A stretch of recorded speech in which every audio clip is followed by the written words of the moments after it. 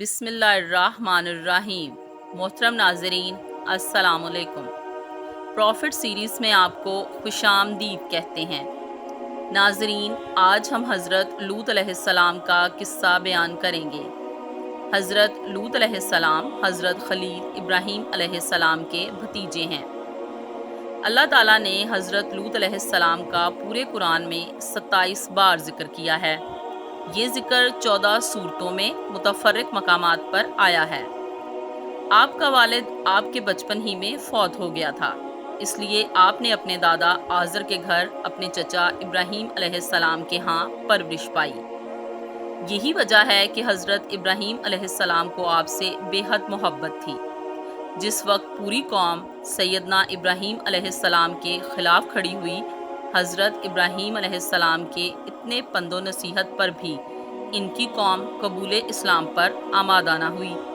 صرف لوط علیہ السلام نے بلا تعمل آپ کی تصدیق کی، کیونکہ ایسی برگزیدہ ہستی جسے مستقبل قریب میں منصب نبوت پر سرفراز فرمایا جانا تھا، قبول ایمان میں کوئی ادنا تعمل نہیں ہو سکتا تھا۔ جیسا کہ حق تعالیٰ سورہ عنکبوت میں فرماتا ہے، پھر مان لیا اس کو لوط نے، یعنی جب حضرت خلیل علیہ السلام کے لیے آگ گلزار بن گئی تو سب سے پہلے آپ پر لوط علیہ السلام ہی ایمان لائے تھے۔ حضرت ابراہیم علیہ السلام نے آپ کو سدوم، امورہ وغیرہ کی طرف بغرض تبلیغ بھیجا، جو کہ شام کے جنوب مشرق میں جیل مردار کے قریب آباد تھے۔ آپ اہل سدوم کی طرف مابعوث ہوئے۔ جب آپ کے چچا حضرت ابراہیم علیہ السلام نے شام کی طرف ہجرت کی تو آپ نے سرزمین فلسطین میں نزول فرمایا اور حضرت لوط علیہ السلام اردن میں اترے۔ اللہ تعالیٰ نے آپ کو اہل سدوم کی طرف مابعوث فرمایا۔ آپ ان لوگوں کو دین حق کی دعوت دیتے اور افعال بد سے روکتے تھے۔ روایتوں سے معلوم ہوتا ہے کہ قوم لوط کی بستیاں نہایت سرسبز و شاداب تھیں اور غلہ بکثرت پیدا ہوتا تھا۔ اس خطے کے مقابلے میں دوسرے خطے شاداب نہ تھے، اس وجہ سے جا بجا لوگ یہاں آتے۔ یہ ایک قسم کا تجارتی مرکز تھا، لیکن یہاں کے لوگ بخیل الطبع تھے، آنے والوں سے پریشان ہوتے تھے۔ شیطان نے ایک بوڑھے کی صورت میں نمودار ہو کر ان کو یہ مشورہ دیا کہ ان سے اگر نجات چاہتے ہو تو ان سے لواطت کرو، یہ خود گھبرا کر آنا ترک کر دیں گے۔ چنانچہ یہ فحش کاری شیطان سے انہوں نے سیکھی اور اس قوم میں یہ فعل بد رائج ہو گیا، جیسا کہ حق تعالیٰ سورہ العنکبوت میں فرماتا ہے، اور بھیجا لوط کو جب کہا اپنی قوم کو، تم آتے ہو بے حیائی کے کام، پر تم سے پہلے نہیں کیا وہ کسی نے جہان میں۔ یعنی قوم لوط سے پہلے دنیا کی کسی قوم اور ملک میں اس برائی کا ارتکاب نہیں ہوا تھا۔ اس سے معلوم ہوتا ہے کہ ان کی فطرت انسانی ہی مسخ ہو چکی تھی۔ اس کے علاوہ دوسری نامعقول حرکتیں بھی کرتے تھے، مثلاً ڈاکے ڈالتے تھے اور بھری مجلس میں برائی کرتے تھے۔ شاید وہ لوگ اعلانیہ بدکاری کرتے تھے، ان میں اتنی بھی شرم و حیا نہ ہوگی کہ اس بدکاری کو در پردہ کریں۔ چنانچہ حضرت لوط علیہ السلام نے انہیں سمجھایا اور فرمایا کہ حلال کو چھوڑ کر حرام میں مبتلا ہونا اور ایسے فعل خبیث کا کرنا انسانیت کے خلاف ہے، جیسا کہ حق تعالیٰ سورہ شورى میں فرماتا ہے، جھٹلایا لوط کی قوم نے پیغام لانے والوں کو، جب کہا ان کو ان کے بھائی لوط نے، تم ڈرتے نہیں، میں تمہارے لیے پیغام لانے والا ہوں معتبر، سو ڈرو اللہ سے اور میرا کہا مانو، اور مانگتا نہیں میں تم سے اس کا کچھ بدلہ، میرا بدلہ ہے اسی پروردگار عالم پر۔ کیا تم دوڑتے ہو جہان کے مردوں پر اور چھوڑتے ہو تمہارے واسطے بنا دی ہیں تمہارے رب نے تمہاری جورویں، بلکہ تم لوگ ہو حد سے بڑھنے والے۔ یہ لوگ لوط علیہ السلام کے نسبی بھائی نہ تھے، آیت میں ان کو مجازن بھائی کہا گیا ہے۔ وہ دراصل لوط علیہ السلام کے سسرالی رشتہ دار تھے، کیونکہ آپ شام سے ہجرت کر کے تشریف لائے تھے۔ آپ کی برادری کے لوگ تو پیچھے وطن میں ہی رہ گئے تھے۔ لوط علیہ السلام نے اپنی قوم کو خلاف وضع فطرت فعل کرتے پا کر فرمایا کہ توالد و تناسل اور قضائے حاجت کے لیے اللہ تعالیٰ نے عورتیں پیدا کی ہیں، اور ان کا استعمال بھی جائز طریقہ پر عقد و ترویج میں لا کر اور بیوی بنا کر ہونا چاہیے۔ یہ تو بڑے ظلم کی بات ہے کہ تم لوگ حلال بیویاں چھوڑ کر مردوں سے ایسی حرکت کرتے ہو اور خلاف وظائف فطرت کے ارتکاب سے دائرہ انسانیت سے ہی خارج ہو گئے ہو۔ کہتے ہیں کہ قوم لوط سے پہلے روئے زمین پر کسی قوم اور کسی ملک میں ایسا گھناؤنا فعل کبھی نہیں ہوا تھا۔ سورہ شورا میں ارشاد باری تعالیٰ ہے، بولے اگر نہ چھوڑے گا تو اے لوط تو نکال دیا جائے گا۔ یعنی وہ کہنے لگے کہ پند و نصیحت رہنے دو اور واز گوئی سے باز آؤ، ورنہ بستی سے نکال دیے جاؤ گے۔ اس کے جواب میں جناب لوط علیہ السلام نے فرمایا جیسا کہ حق تعالیٰ سورہ شورا میں فرماتا ہے، کہا میں تمہارے کام سے بیزار ہوں، اے رب خلاص کر مجھ کو اور میرے گھر والوں کو ان کاموں سے جو یہ کرتے ہیں۔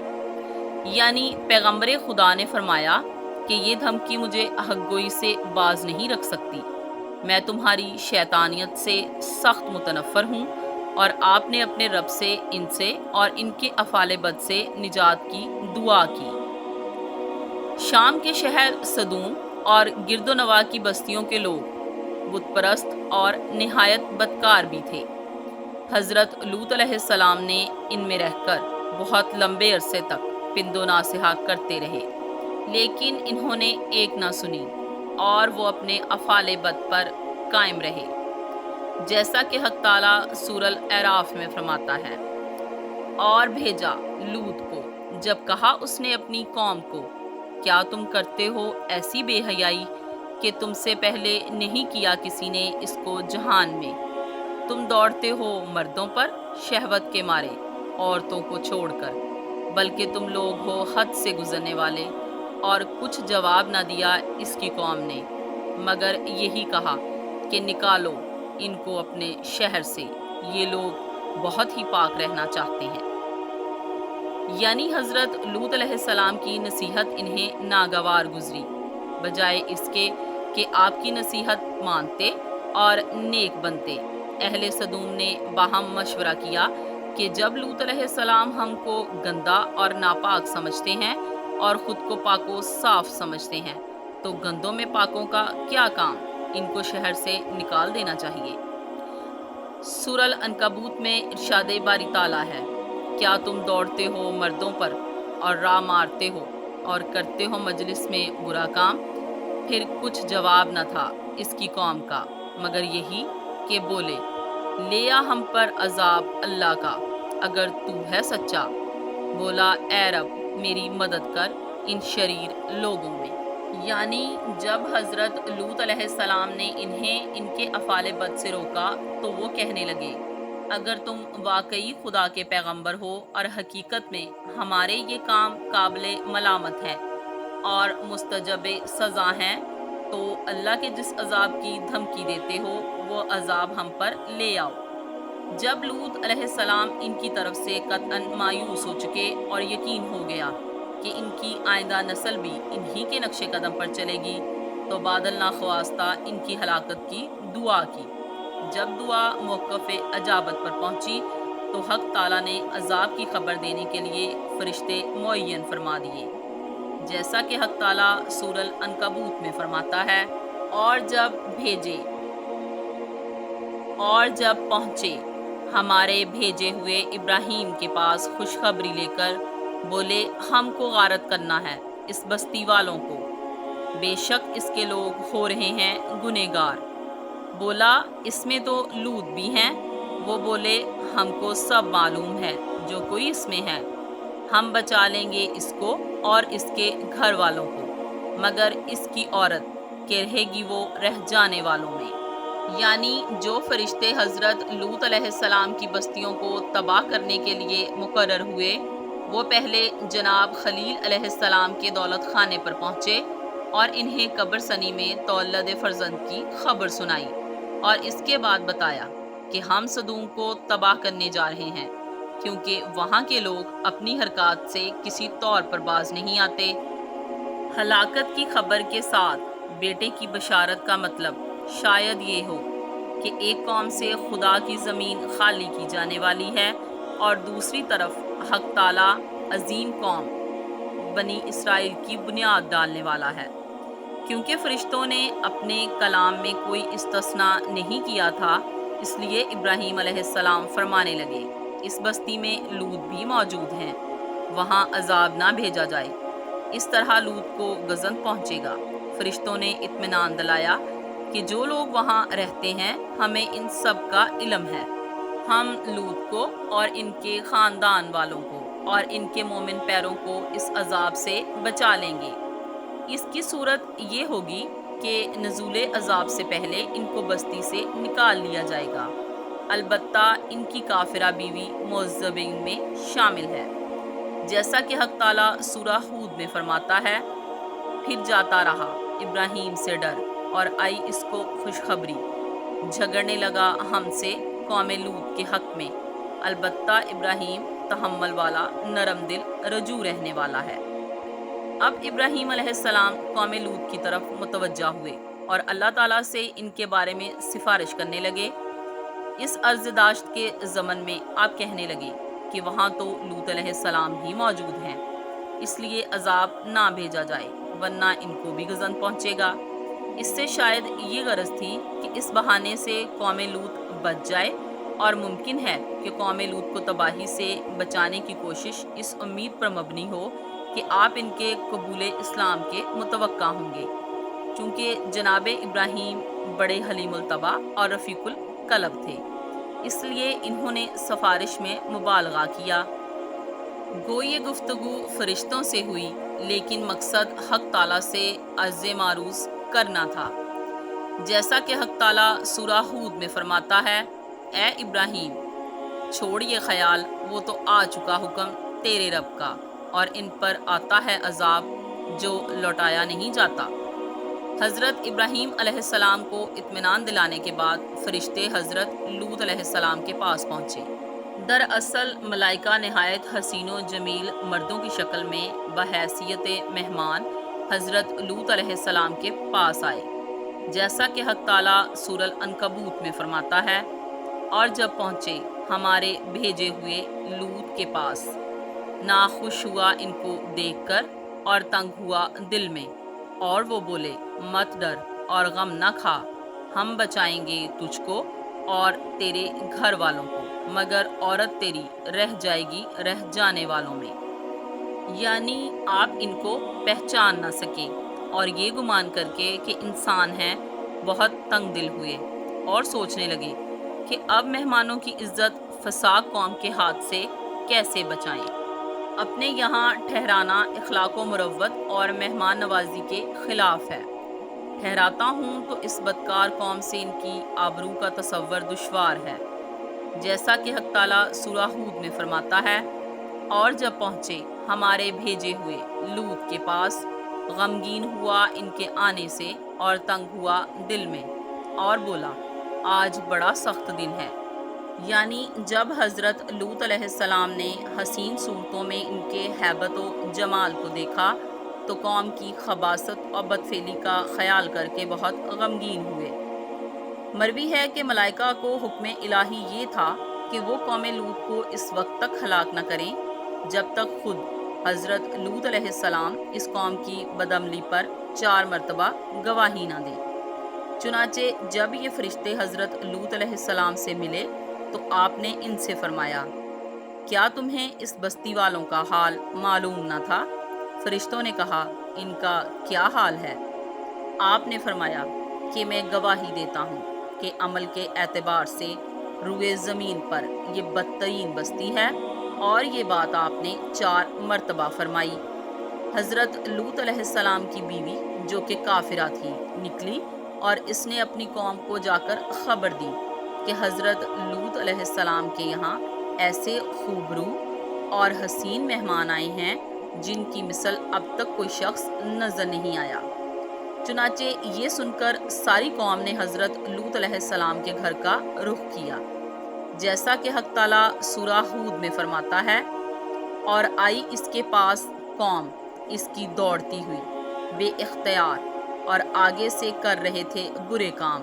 بولا، اے قوم، یہ میری بیٹیاں حاضر ہیں، یہ پاک ہیں تم کو ان سے، سو ڈرو تم اللہ سے اور مت رسوا کرو مجھ کو میرے مہمانوں میں۔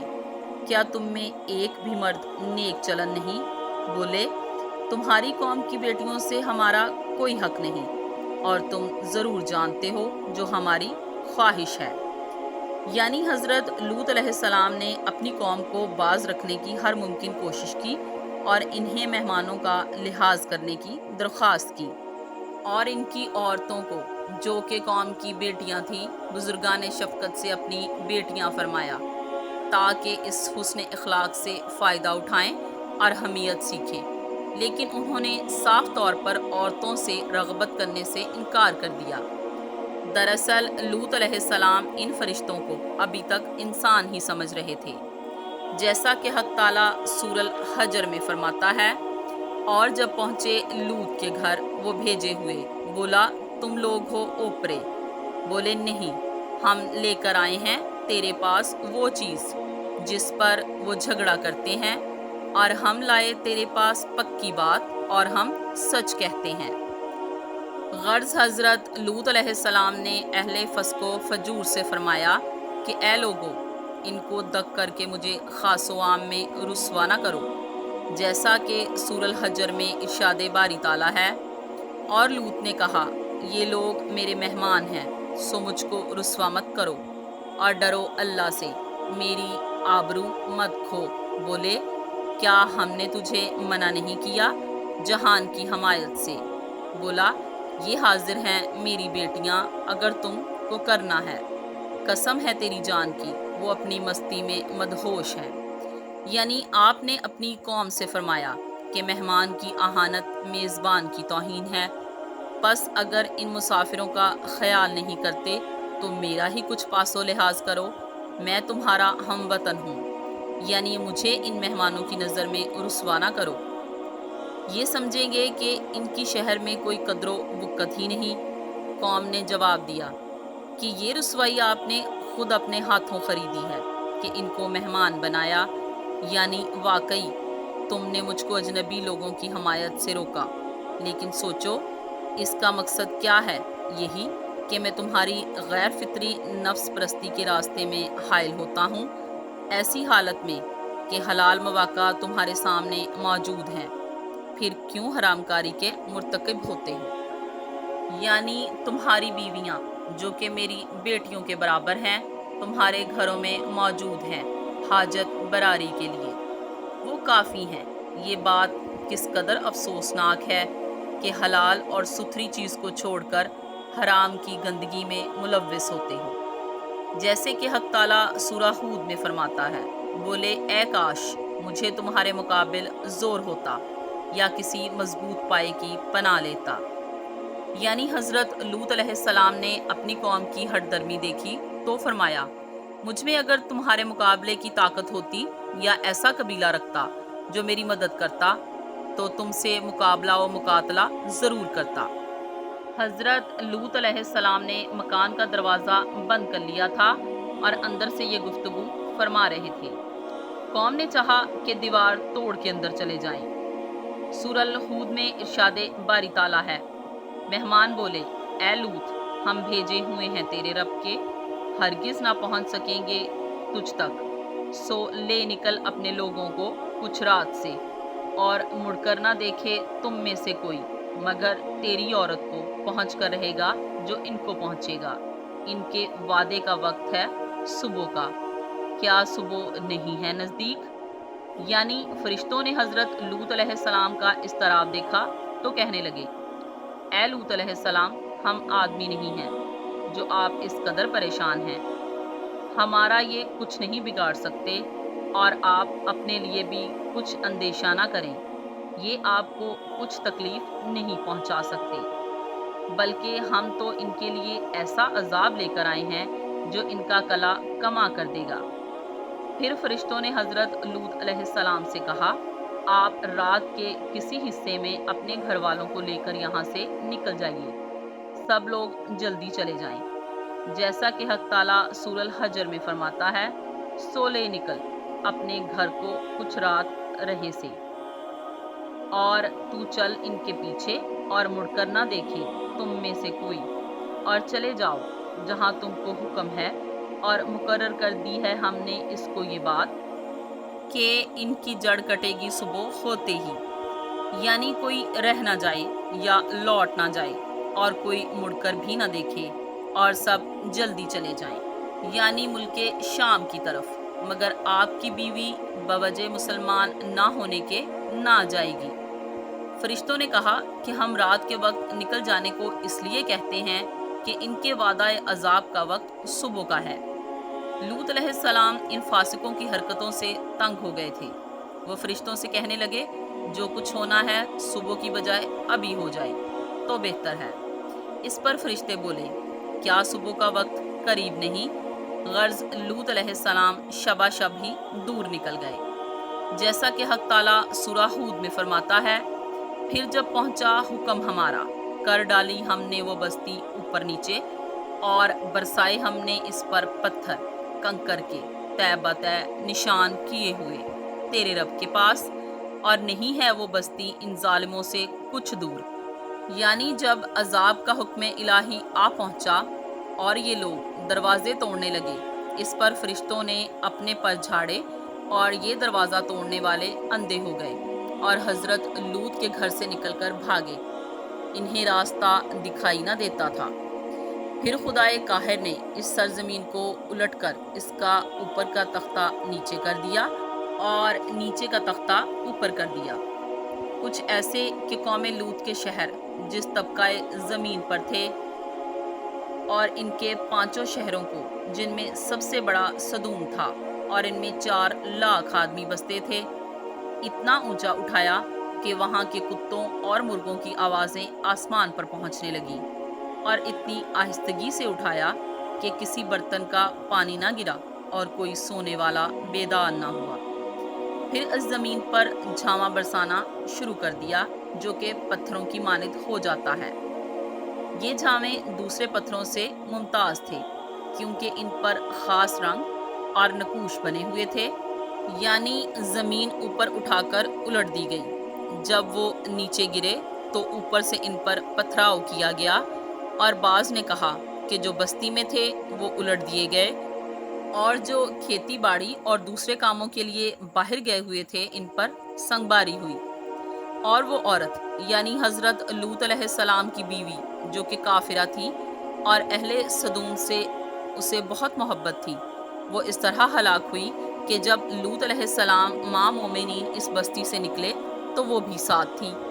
چلتے چلتے اس نے اہل صدوم کی طرف دیکھا تو ایک پتھر اسے لگا اور وہ مر گئی، اور قیامت تک کے لیے نشان عبرت بنا دی گئی۔ جب کبھی اہل مکہ سفر شام پہ جاتے تو ان ویران مقامات کو دیکھتے تھے، اور ان میں جو اہل عقل تھے وہ عبرت پذیر ہو کر ایمان لے آتے تھے۔ چنانچہ قوم لوط کی ان خوبصورت بستیوں کو اللہ نے ایک انتہائی بدبودار اور سیاہ جھیل میں تبدیل کر دیا، جس کے پانی سے قیامت تک کوئی فائدہ نہیں اٹھایا جا سکتا۔ سمندر کے اس خاص حصے میں کوئی جاندار زندہ نہیں رہ سکتا، اس لیے اسے ڈیڈ سی یعنی بحیرہ مردار کہا جاتا ہے، جو اسرائیل اور اردن کے درمیان واقع ہے۔ ماہرین آثار قدیمہ کے مطابق جب یہ شہر تباہ ہوا تو لوگ روزمرہ کے معمولات میں مشغول تھے اور یہاں زندگی اچانک ختم ہو گئی تھی۔ اہل صدوم جنہیں پتھر بنا دیا گیا تھا، ان کے بت ابھی تک بحیرہ مردار کے پاس موجود ہیں، جو تا قیامت لوگوں کے لیے ایک عبرت ہیں۔ آج یورپی ممالک میں انسانی آزادی کے نام پر اس بدکاری کی اجازت دی جاتی ہے، جو کہ انتہائی شرمناک اور غیر فطری عمل ہے۔ روایتوں کے مطابق ایک مرتبہ حضرت سلیمان علیہ السلام نے شیطان سے پوچھا کہ اللہ کے نزدیک سب سے بدترین عمل کیا ہے؟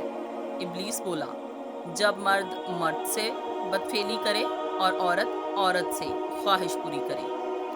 حضرت ابن عباس سے روایت ہے کہ حضور اکرم صلی اللہ علیہ وآلہ وسلم نے فرمایا کہ اس شخص پر اللہ کی لعنت ہو جو قوم لوط والا عمل کرے۔